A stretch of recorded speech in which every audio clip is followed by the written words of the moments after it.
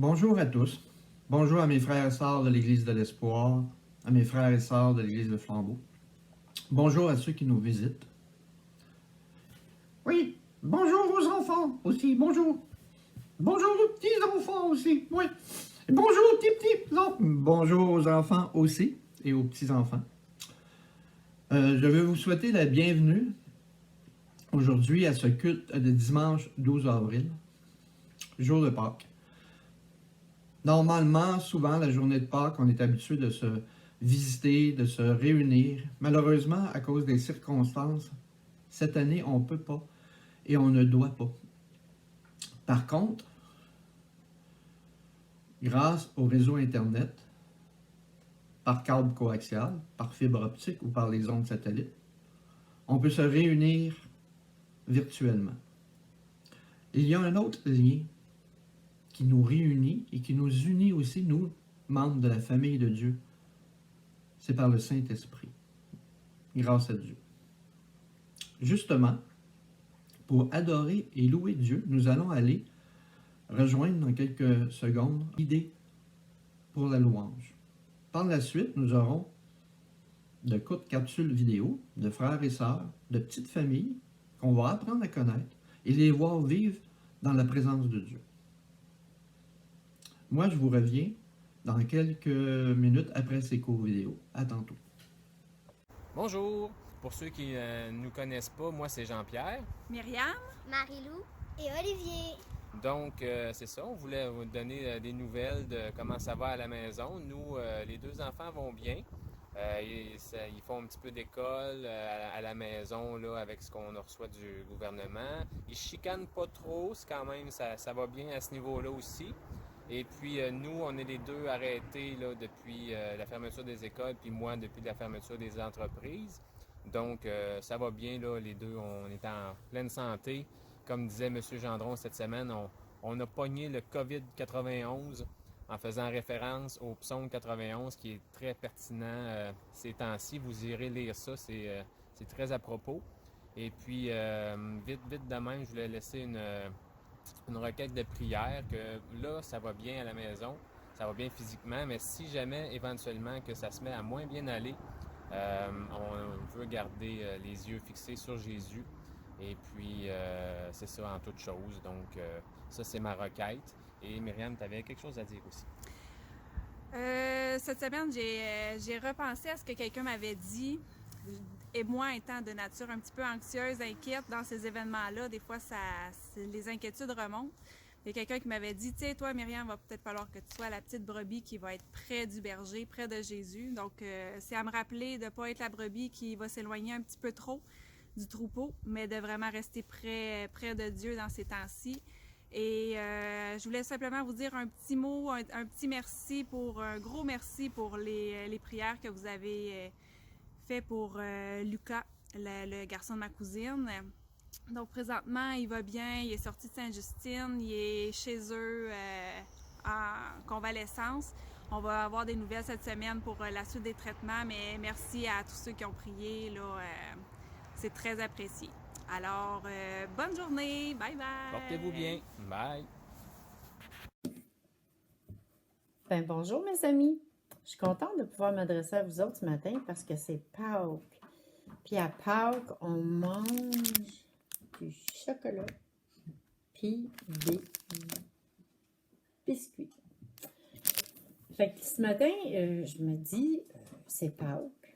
Si on avait été à l'église, c'est sûr qu'il y aurait eu quelque chose de spécial pour nous autres, mais on ne peut pas être là. Ça ne se passe pas tout à fait comme on voudrait, mais on voulait vous dire ce matin que malgré ça, nous, tous les moniteurs de l'école du dimanche, des deux églises, on ne vous oublie pas, on pense à vous autres. Tellement que ma sœur Ghislaine, elle a préparé des jeux bibliques pour vous autres, pour que vous gardiez vous autres aussi un petit peu le souvenir de nous autres, les profs de l'école du dimanche. Fait que on vous a probablement déjà envoyé ça hier, mais il y a peut-être des jeux que vous allez être un petit peu embêtés parce que vous ne saurez pas trop comment ça fonctionne. Si vous avez des questions, si vous n'êtes pas certain, appelez Ghislaine. Si on voit qu'il y a beaucoup de la même question, on enverra un petit courriel explicatif. pour le jeu qui sera un petit peu plus problématique. Je voudrais que vous ne vous tanniez pas de votre frère, de votre soeur, mais que vous jouez avec eux autres. Puis, en attendant que vous puissiez retrouver aussi vos amis d'école, d'ici la fin de l'année, en tout cas, on le souhaite. Je vous dis que nous, on va bien en général, que tout le monde est un peu appelé à vivre une vie différente à cause du confinement, mais c'est peut-être pas pour rien, on ne sait pas. Fait que ce matin, je veux juste vous dire salut à toutes vous autres, nos beaux enfants qu'on aime bien fort. Puis aux grands aussi, on vous dit bonjour, puis bonne semaine, joyeuse Pâques à vous tous, puis n'oubliez pas, si vous en avez. OK, j'avais d'autres choses à vous dire, là, mais voyons, je m'en rappelle pas. Oh, oui! Les offrandes. Fait que si vous permettez, on va aller vers les offrandes. Je vais faire une prière. Par la suite, après mon Amen, on va aller vers M. Normand Charret qui va faire la capsule pastorale. Seigneur mon Dieu, on veut par ces temps un peu inquiétants venir devant toi pour que tu nous guides, tu nous donnes de la sagesse, à savoir bien gérer nos sous de façon personnelle, et pour l'Église aussi, que ce ne soit pas la peur qui guide nos décisions, mais qu'on fasse ta volonté pour faire avancer, Seigneur, ton royaume. Merci qu'on puisse s'adresser à toi. Merci qu'on puisse garder les yeux rivés sur toi, comme le disait la si belle petite famille. Mais merci beaucoup que tu sois toujours. Hey, merci Yvon. Hey, pour moi, ça fait toujours un petit peu drôle de vous parler sans vous voir. Pour moi, je pense que c'est une première expérience de m'adresser à un auditoire là, sans que je puisse vraiment visionner les personnes qui sont devant moi. Alors aujourd'hui, je suis appelé à présenter une capsule pastorale et en ce jour qui est le dimanche de Pâques, je veux en profiter d'abord et en tout premier lieu pour vous souhaiter non pas joyeuse Pâques, mais plutôt joyeuse résurrection. Oui, aujourd'hui, c'est l'occasion que tous les chrétiens dans le monde utilisent ce temps pour pouvoir célébrer la résurrection de Jésus, qui pour nous les chrétiens est le fondement de notre foi. Et c'est vraiment une joie de pouvoir le faire. Et c'est la raison pour laquelle je vous souhaite à tous et chacun une joyeuse résurrection aujourd'hui. Aujourd'hui, je suis appelé peut-être à vous présenter 2 points. Pas peut-être, mais présenter 2 points dans cette capsule. Alors, la première, ça consiste à des rencontres virtuelles que l'on a au niveau des anciens. Des fois, on peut se demander dans le confinement, qu'est-ce qui se passe au niveau des anciens et des responsables de l'Église. Alors, régulièrement, nous avons des rencontres par Zoom où on est appelé ensemble à regarder au bon fonctionnement de l'Église. Alors, ce sont des rencontres comme on avait auparavant. Simplement, on les fait par Zoom à cause du confinement actuel. Alors, une rencontre qu'on a eue cette semaine, entre autres, ça n'a pas été seulement qu'au niveau du conseil, mais ça a été plutôt avec les leaders des églises. Quand je parle de leaders, ça comprenait les différents responsables d'église maison, les responsables également des groupes de lecture, des diacres, les responsables de ministère. Alors, on a partagé ensemble ce qui se passait dans chacun de nos groupes maison ou bien non de nos groupes de lecture. Ça nous a permis de prendre des nouvelles de chacun des uns des autres. Ça nous a donné également une occasion de prier ensemble, de partager nos besoins. Et on voit que c'est extraordinaire de pouvoir prendre ce temps-là ensemble, alors que même si nous sommes confinés, on peut dire qu'on n'est pas isolés. On reste en contact et ça nous permet de voir tous et chacun où ils en sont dans ce cheminement que l'on vit au travers du confinement, mais également le cheminement qu'on vit au travers la vie d'Église dans laquelle on est impliqués tous et chacun. Alors, c'est ce qu'on a fait cette semaine. Ça a été un temps vraiment béni. Je rends grâce à Dieu pour ces temps où on peut justement partager les uns les autres, s'aimer, je vous dirais, les uns les autres, prendre soin les uns des autres.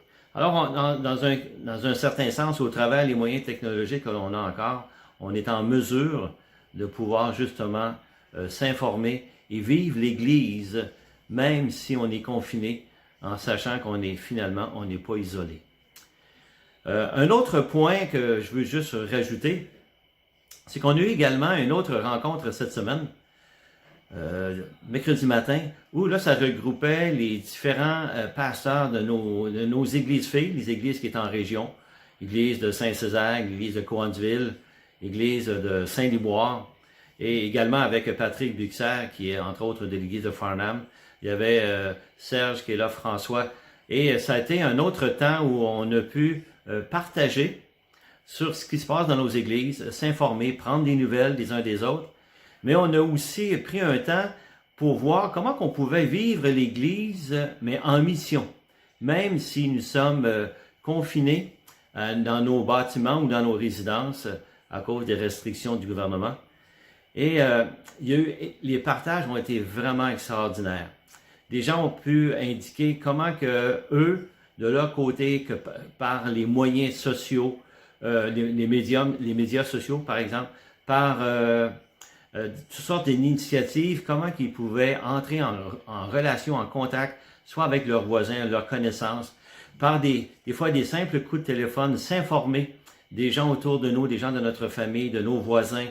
Et ça a été, au travers de ces partages-là, on a pu découvrir des pépites d'or, je dirais, de belles initiatives qui montrent comment que les croyants sont en mesure d'entrer en relation avec les autres et de faire en sorte que la mission se continue, de faire en sorte que l'Évangile puisse être proclamé, même si on ne peut pas se voir physiquement, même qu'on est en mesure de pouvoir communiquer quand même au travers des moyens électroniques.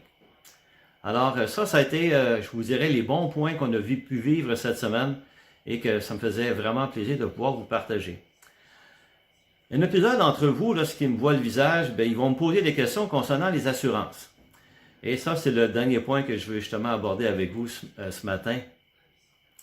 C'est qu'actuellement, à partir du 21 mars, nous ne sommes plus assurés au niveau du bâtiment du Flambeau.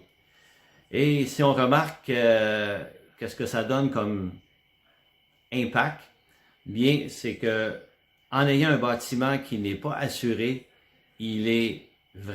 ça serait irresponsable de pouvoir en prendre possession et pouvoir l'utiliser. Donc, ce qui fait dire que finalement, ce bâtiment-là, il est, je pourrais dire dans quelques mots, inhabitable, simplement parce que nous ne sommes pas assurés. Qu'est-ce que ça veut dire au point de vue pratique? Entre autres, il y a le fait qu'on ne peut pas en prendre possession, mais également ça a un impact sur la banque ou le marché économique. Le marché économique a dû être déplacé dans les locaux de l'Église de l'Espoir à cause du fait qu'on ne peut pas se réunir au Flambeau maintenant ou utiliser le bâtiment pour la distribution des aliments. Et ça a le même impact pour l'Église de Saint-Césaire. L'Église de Saint-Césaire dont nous sommes propriétaires et que, par le fait même, n'est plus assurée non plus en termes de bâtiment. Alors, ce qui veut dire que ça serait très risqué d'organiser une distribution alimentaire dans leurs locaux. Et c'est la raison pour laquelle eux aussi sont obligés de faire des pieds et des mains, de trouver une autre façon de pouvoir voir à la distribution des aliments. Vous savez qu'en fait, c'est un service essentiel, tel que le gouvernement le demande, mais de le faire dans un autre local. Alors, justement, à partir de ce dernier point, si vous remarquez mon invitation que je nous lance à tous et chacun, mais c'est de prier. Prier le Seigneur qu'il puisse permettre, parce que c'est lui seul qui peut faire des miracles, à ce qu'on puisse être assuré, ou si ce n'est pas la voie qu'il choisit, mais que par un autre moyen, que l'on puisse en fait récupérer notre bâtiment et être en mesure de pouvoir l'habiter, peut-être pas à court terme, mais au moins à moyen terme. Alors, je tiens à vous remercier pour la qualité de l'attention que vous avez eue à mon endroit. Dans un certain sens, même si je ne vous vois pas, je considère que vous avez dû le faire. Et tout de suite, à ce moment-ci, dans la célébration, je laisse le soin à François de prendre place pour justement nous présenter ce que le Seigneur lui a mis sur son cœur au niveau de la parole en cette occasion qui est le dimanche de Pâques.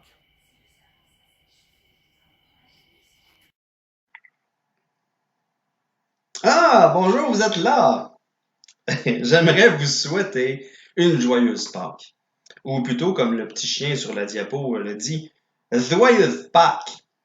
J'espère que vous allez quand même passer une belle journée malgré le confinement. Eh bien, aujourd'hui, même si on ne peut pas se réjouir avec des personnes extérieures à la maison, ou bien même si on est peut-être seul dans notre maison à cause du confinement en ce moment, on a quand même une raison de nous réjouir en ce dimanche de Pâques. Donc, petit quiz pour commencer ce matin. Pourquoi est-ce qu'on se réjouit aujourd'hui? Est-ce que A, parce que Pâques est la fête du chocolat? B, parce que Pâques nous donne une longue fin de semaine de congé? Ou C, parce que Pâques arrive en même temps que le temps des sucres? Ou bien D, parce que Pâques nous rappelle la résurrection de Jésus? Réfléchissez un petit peu là. Je vais vous donner un indice pour vous aider. La bonne réponse est une raison de se réjouir à chaque jour et non pas juste une journée ou juste un moment dans l'année. On va y aller par élimination ensemble. C'est certainement pas la réponse A. Parce que malgré que le chocolat, c'est super bon, si on en mange trop, ça peut donner mal au cœur. Et pour les plus jeunes, ou comme moi, ça donne un rush de sucre qui nous rend parfois malheureusement désagréable pour les autres. C'est certainement pas non plus la réponse B. Parce que malgré qu'en général, il y a un long congé à Pâques, en ce moment, il y a plusieurs personnes qui sont peut-être tannées d'être en congé à cause de la COVID-19. Donc, c'est certainement pas non plus la réponse C. Parce que la cabane à sucre, est fermée cette année à cause du COVID-19. Mais même à ça, A, B et C sont des raisons de réjouissance qui ne sont que momentanées. Tandis que la réponse D, qui est la bonne réponse, nous amène à nous réjouir non seulement aujourd'hui, mais en plus à nous réjouir à chaque jour, et ce, pour l'éternité, parce que la résurrection de Jésus est synonyme d'une libération pour une nouvelle vie. Et c'est ce qu'on va voir ce matin ensemble. Jésus, par sa résurrection, nous montre qu'il nous a libérés pour une nouvelle vie. Mais avant, c'est quoi le rapport entre la résurrection, la fête de Pâques, la libération, la nouvelle vie? Peut-être que tu te dis en ce moment que tu es tout mêlé avec ça. Bien, on va prendre le temps de démêler ça ce matin. Pour y arriver, je vais vous raconter une petite histoire. Cette petite histoire s'appelle « Libéré, délivré ». Donc, pour les plus vieux, excusez mes talents de chanteur, pour les plus vieux, ne vous inquiétez pas, même si ça va être sous forme d'histoire, c'est certain que même vous allez apprendre de cette histoire ou tout simplement vous réjouir de réentendre cette histoire-là. Donc, ça va comme suit.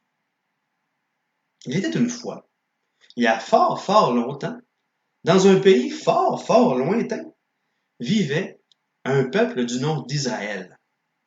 Ce peuple était dans un pays appelé Égypte. Et dans ce pays, les Israélites étaient des esclaves. En fait, ça faisait 400 ans qu'ils étaient des esclaves dans ce pays. Les Égyptiens faisaient faire aux Israélites plein de tâches très, très, très difficiles à chaque jour. Vous comprendrez qu'après 400 ans, les Israélites étaient bien, bien tannés d'être dans cette situation-là. Mais les Israélites adoraient un Dieu. En fait, ils adoraient le seul vrai Dieu qui existe vraiment et qui est tout-puissant. Le Dieu qui est le créateur de toutes choses, celui que la Bible nous décrit finalement. Les Égyptiens, eux, adoraient toutes sortes de dieux, mais des faux dieux qui étaient pour la plupart des choses créées par le vrai Dieu, mais que les Égyptiens ont décidé d'adorer. Par exemple, ils adoraient le Nil qui était un fleuve qui coulait en Égypte. Ils adoraient les grenouilles. Ils adoraient aussi les insectes. Ils adoraient aussi le soleil et même le pharaon, le roi d'Égypte, qui était considéré comme un dieu. Les Égyptiens étaient un peuple qui adorait plein de choses, mais malheureusement, pas le vrai Dieu. Et en plus, ils étaient méchants envers les Israélites. Les Israélites priaient Dieu pour qu'il les délivre. Et Dieu a entendu leur prière. Il a demandé à un homme du nom de Moïse d'aller en Égypte pour les sortir de l'esclavage. Moïse était un homme qui, lui, avait été élevé par la fille du roi d'Égypte, le Pharaon. Donc, il avait grandi dans le palais du Pharaon. Il avait vécu là pendant 40 ans. Mais un jour, Moïse, à cause d'une circonstance spéciale, est parti en Égypte.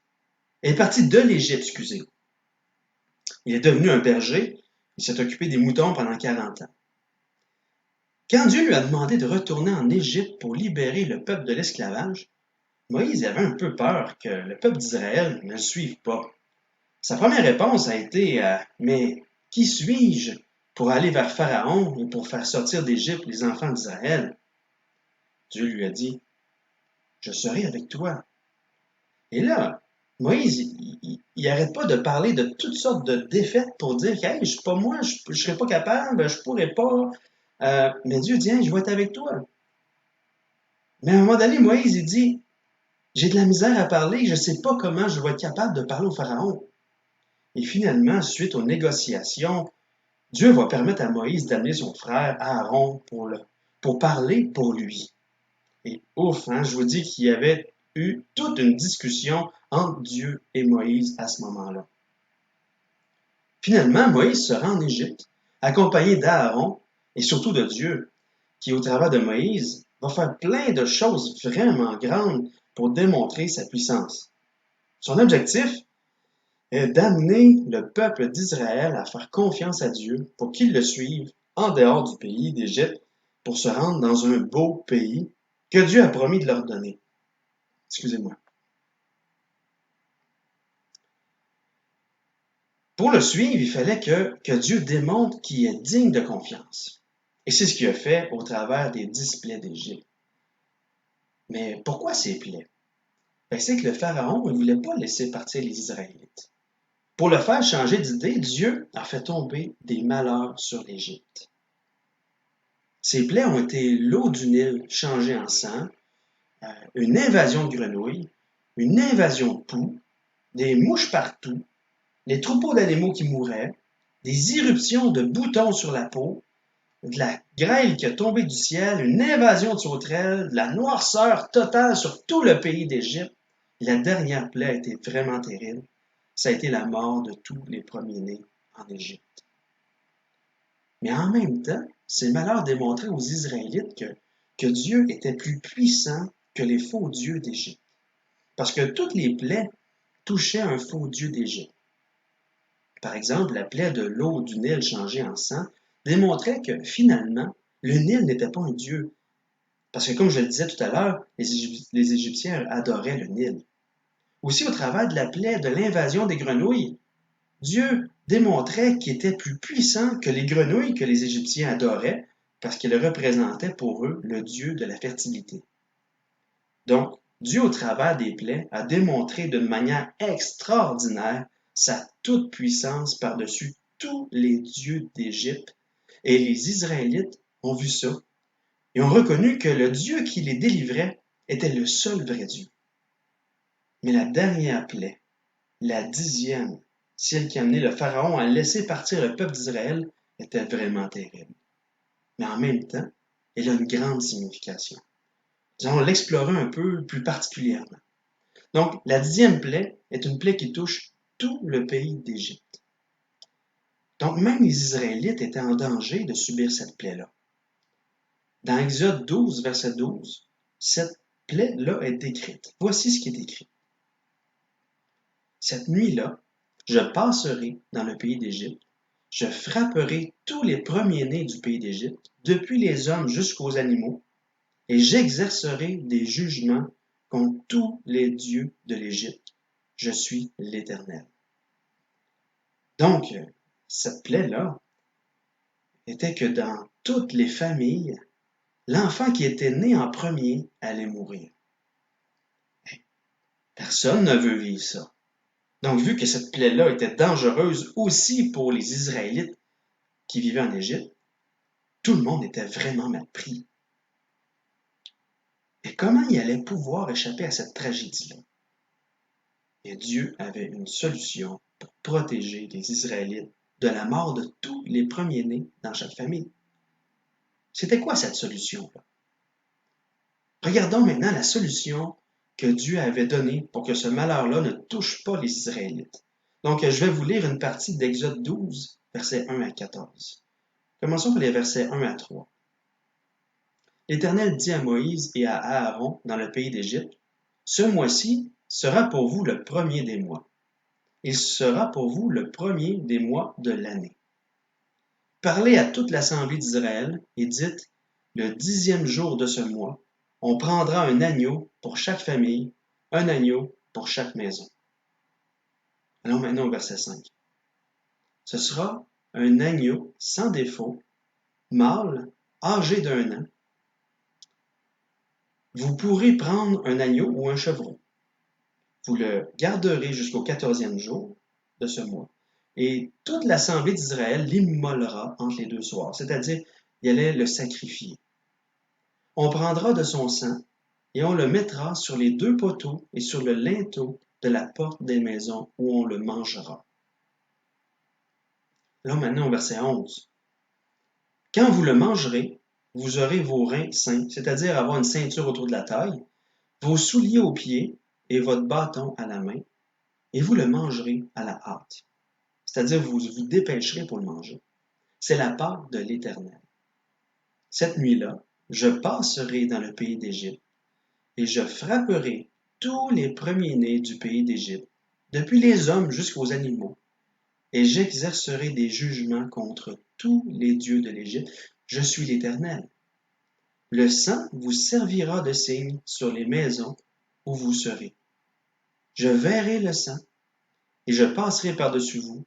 Il n'y aura pas de plaie qui vous détruise quand je frapperai le pays d'Égypte.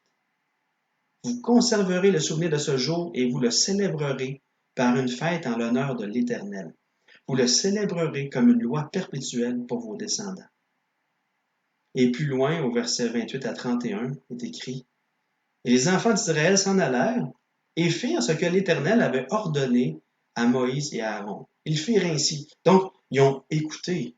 Hey, ils ont bien fait d'écouter. Parce qu'au milieu de la nuit, l'Éternel frappa tous les premiers-nés dans le pays d'Égypte, depuis le premier de Pharaon assis sur le trône. Donc même le premier-né du roi Pharaon est mort, jusqu'au premier-né du captif dans sa prison, et jusqu'à tous les premiers-nés des animaux. Pharaon se leva de nuit, lui et tous ses serviteurs, et tous les Égyptiens. Il y eut de grands cris en Égypte, car il n'y avait pas de maison où il n'y ait un mort. Dans la nuit même, Pharaon appela Moïse et Aaron et leur dit, « Levez-vous, sortez du milieu de mon peuple, vous et les enfants d'Israël. Allez servir l'Éternel comme vous l'avez dit. » Imaginez, c'est vraiment terrible cette plaie-là qui est arrivée. Mais Dieu, comme on a vu, il y avait une solution. Les Israélites devaient prendre un agneau sans défaut, le sacrifier, prendre de son sang et en mettre sur le cadrage de porte de leur maison. C'est certain que ce n'était pas très plaisant pour l'agneau, mais sa vie était prise pour finalement sauver la vie des premiers enfants dans chaque maison. Mais imaginez pendant cette nuit-là, les familles étaient confinées dans les maisons, un peu comme nous aujourd'hui, mais autour d'eux, il y avait plein de maisons où il y avait des personnes qui mouraient, parce que sur ces maisons-là, il n'y avait pas le sang de l'agneau. Mais eux, les Israélites, étaient en sécurité parce qu'ils étaient couverts par le sang de l'agneau. Lorsque Dieu voyait le sang de l'agneau sur les cadrages de porte, tous ceux qui étaient dans cette maison allaient vivre. Et c'est par cette plaie-là que finalement, le Pharaon a été convaincu de laisser partir le peuple d'Israël. Au travers de cette 10e plaie-là, Dieu avait libéré son peuple pour vivre une nouvelle vie. Ils étaient esclaves des Égyptiens, mais maintenant, ils ne l'étaient plus. Leur nouvelle vie était la liberté. Et pendant cette liberté-là, qu'est-ce qu'ils ont fait? Ben, ils ont appris à marcher avec le Dieu qui les a libérés. Ils ont appris à lui faire confiance tranquillement pendant plusieurs années, même si des fois ils avaient peur, même si des fois ils chialaient, et même si dans leur cas, leur apprentissage était très long parce qu'ils avaient un peu la tête dure, ben, ils ont appris que Dieu marchait avec eux et leur donnait la victoire pour conquérir le pays promis. Donc, ils ont été libérés pour vivre une nouvelle vie. C'est une belle histoire, hein, quand même. Mais là, tu te dis peut-être que, mais c'est quoi le rapport? C'est quoi le rapport avec ce qu'on fête aujourd'hui? C'est quoi le rapport avec cette histoire-là, entre cette histoire-là et la résurrection de Jésus? Bien, tout ce que le peuple d'Israël a vécu à cette époque fort, fort lointaine, dans ce pays fort, fort lointain, ben, c'est une histoire vraie. Ils ont vraiment vécu tout ça. Et en même temps, c'est une représentation de ce que Dieu planifiait faire pour libérer toute l'humanité d'un esclavage. Parce qu'on s'en rend peut-être pas compte, mais toute l'humanité est sous un esclavage. La Bible appelle cet esclavage-là l'esclavage de la loi du péché et de la mort. Cette loi-là, on en est esclave dès notre naissance. Parce que dès le péché d'Adam et Ève dans le jardin d'Éden, tous les descendants d'Adam et Ève héritent physiquement et spirituellement de cet esclavage-là. Et ça pour fruit de vouloir vivre une vie qui est loin de Dieu. Ça a pour fruit dans notre vie de ne pas marcher selon la volonté de Dieu, même de vouloir faire notre vie sans Dieu. Et les conséquences de cette loi-là, du péché et de la mort, c'est qu'en fait, on marche dans le péché, selon nos propres désirs mauvais, et on va vivre aussi des conséquences éternelles, qui est le jugement de Dieu pour l'éternité. Et ce jugement-là est malheureusement de passer l'éternité dans un lieu de souffrance éternelle, loin de Dieu, pour toujours. Et la Bible appelle ce lieu-là l'enfer. Donc c'est une situation qui est vraiment terrible. Et on est tous sous cet esclavage-là. C'est triste. Mais encore là, Dieu ne veut pas que nous restions sous cet esclavage-là. Il veut nous libérer. C'est ça qu'il veut. Il veut nous libérer pour qu'on puisse vivre une nouvelle vie. Le moyen qu'il a trouvé pour nous libérer, c'est de justement nous envoyer un sauveur. C'est comme si on était en train de se noyer et Dieu le Père a voulu nous envoyer quelqu'un pour nous sauver de la noyade. C'est un libérateur. Ce libérateur-là, c'est Jésus. Jésus qui est Dieu le Fils, qui est venu lui-même nous libérer. Comme Dieu, au travers de Moïse, avait démontré sa toute-puissance au travers des 10 plaies d'Égypte, Jésus, tout au long de sa vie, a démontré sa toute-puissance au travers de plein de miracles qu'il a accomplis. En guérissant des malades, il a démontré qu'il était plus puissant que la maladie. En chassant les démons, il a démontré qu'il était plus puissant que le monde démoniaque. En arrêtant la tempête, il a démontré qu'il était plus puissant que la création. Et lorsqu'il est mort sur la croix, après 3 jours, il est ressuscité.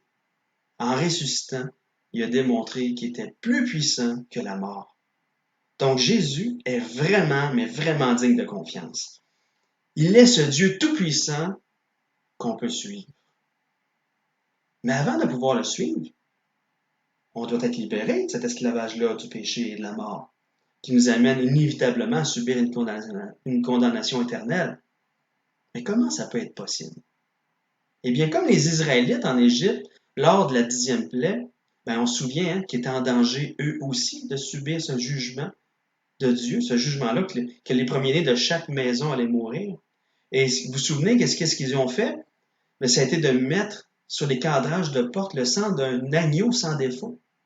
Ils étaient confinés dans leur maison, puis lorsque Dieu voyait le sang de l'agneau sur le cadrage, eux ne subissaient pas de jugement.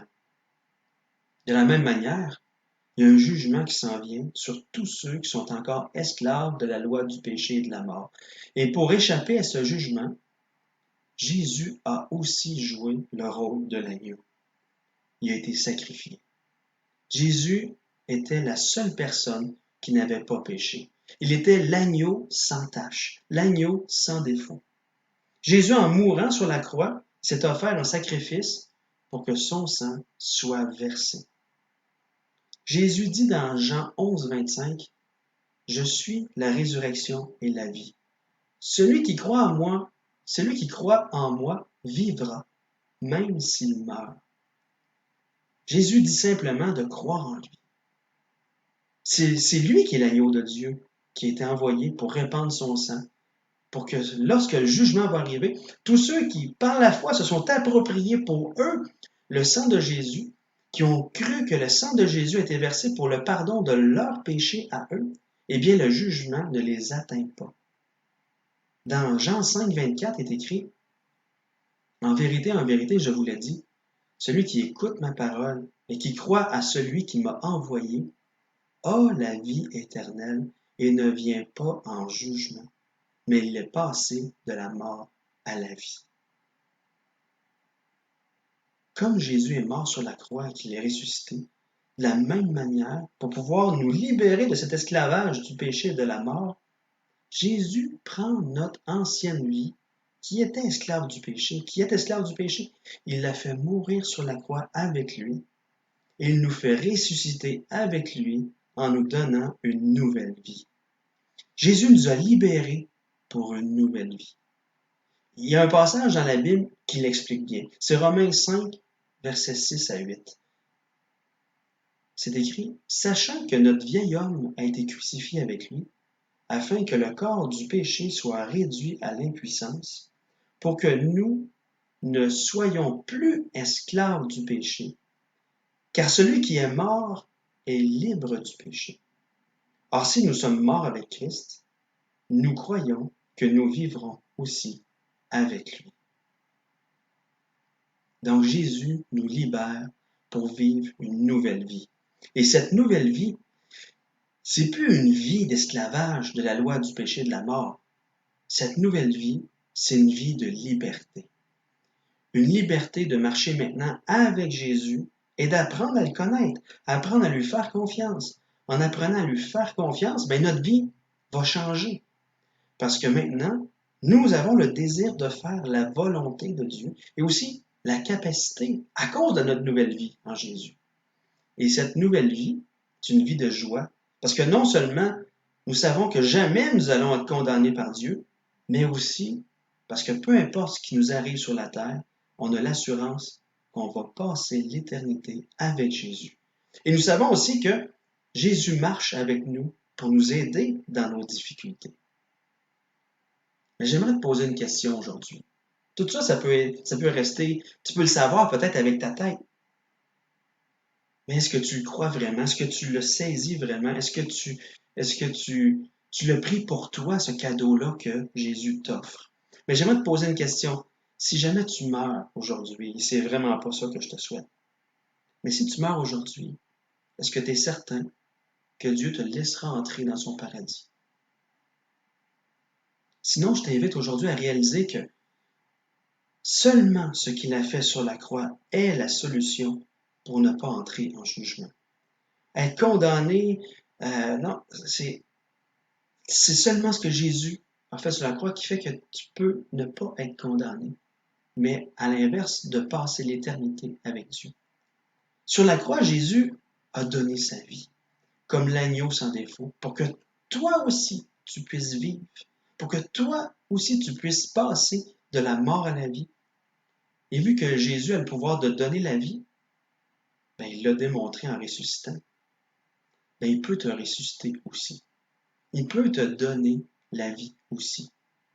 Mais comment ça peut se faire? Tu dois premièrement reconnaître que tu es dans un état de péché et que cet état te mène tout droit vers la condamnation éternelle.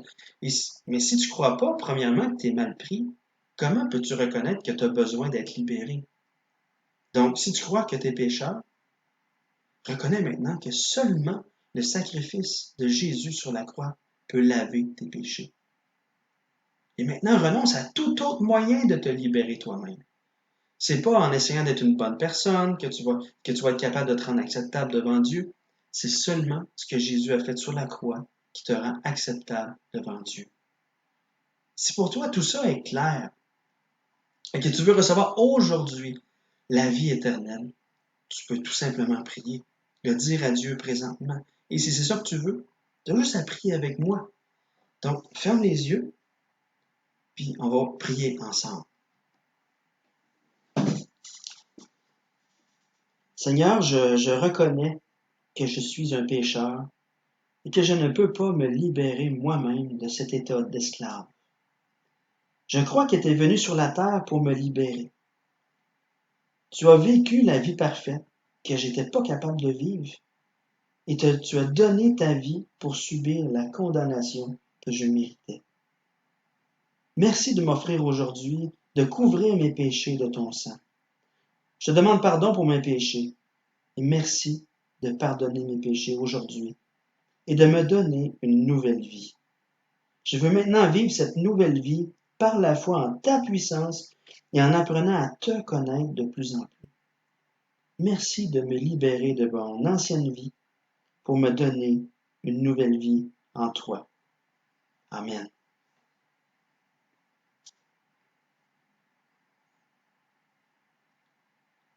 Si jamais aujourd'hui tu as fait cette prière-là, dis-le à tes parents, dis-le à quelqu'un pour que vous puissiez vous réjouir ensemble aujourd'hui.